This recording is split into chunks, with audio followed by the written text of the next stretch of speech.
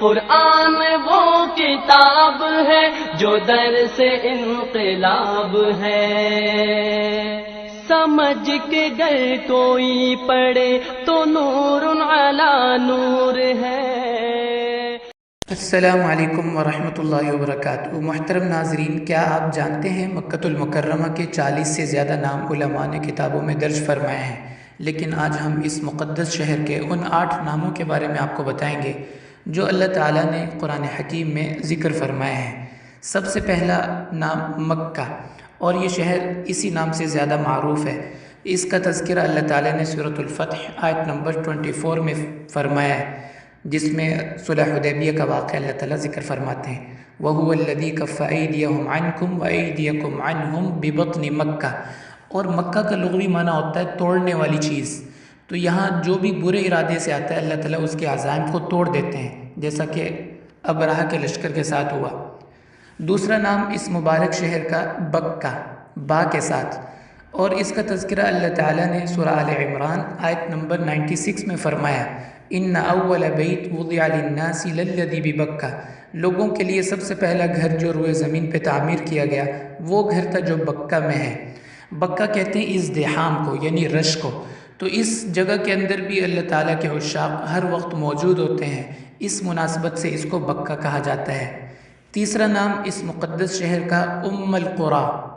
ام القریٰ کہتے ہیں تمام بستیوں کی سردار یا تمام بستیوں کی بنیاد، تو یہ شہر چونکہ تمام دنیا کے شہروں کا سردار ہے اس لیے اس کو ام القریٰ کہا جاتا ہے۔ یہ اس وجہ سے کہ تمام بستیوں کی، تمام شہروں کی بنیاد اللہ نے یہاں سے شروع فرمائی تھی۔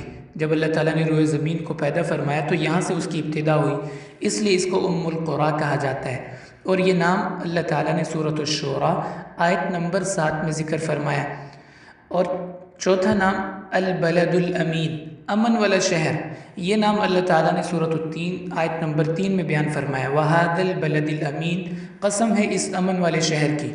اور اس شہر کو امن والا تصور کیا جاتا تھا زمانہ جاہلیت میں بھی، اور اسلام نے اس کے امن کو مزید تقویت عطا فرمائی۔ یہاں حیوانات کو بھی امن ہے اور یہاں کی نباتات کو بھی امن ہے۔